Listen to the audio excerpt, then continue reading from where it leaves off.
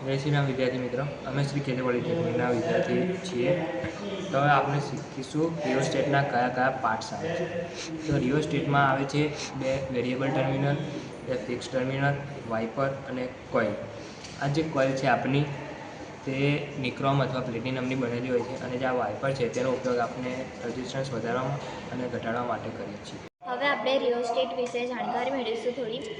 રિયોસ્ટેટના SI unit ઓમ છે અને તેનો ફોર્મ્યુલા R=V/I છે. રિયોસ્ટેટ એ એક વેરિયેબલ રેઝિસ્ટર છે. સર્કિટમાં કરંટને ફ્લો કરવા માટે 3 ટર્મિનલ ડિવાઇસ છે, જેમાં 2 ફિક્સ ટર્મિનલ અને એક મૂવેબલ કોન્ટેક્ટ છે, જેનો ઉપયોગ 2 ફિક્સ ટર્મિનલ વચ્ચેના રેઝિસ્ટરને બદલવા માટે કરી શકાય છે. આપણા પ્રેક્ટિકલ દરમિયાન આ રિયોસ્ટેટનો ઉપયોગ શન્ટ વાઇન્ડિંગમાં કરવામાં આવે છે. આ રિયોસ્ટેટની વેલ્યુ 300 ઓમ અને 1.7 એમ્પિયર છે.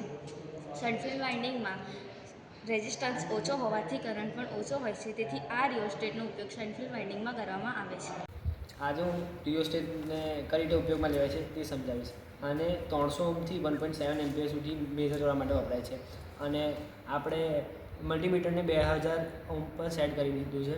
ત્યારબાદ આપણે રિયોસ્ટેટના ફિક્સ ટર્મિનલ પર જઈને રીડિંગ લઈશું. ત્યારે કોઈ પણ રેઝિસ્ટન્સ સર્કિટમાં આવવાનો નથી અને આપણને ઝીરો રેઝિસ્ટન્સ જોવા મળે છે. અને જ્યારે ફિક્સ ટર્મિનલ પર બંને છેડા અટેચ કરીએ છીએ ત્યારે રેઝિસ્ટન્સ ફૂલ સર્કિટમાં આવે છે અને 296 એટલે એપ્રોક્સલી 300 ઓમ જોવા મળે છે.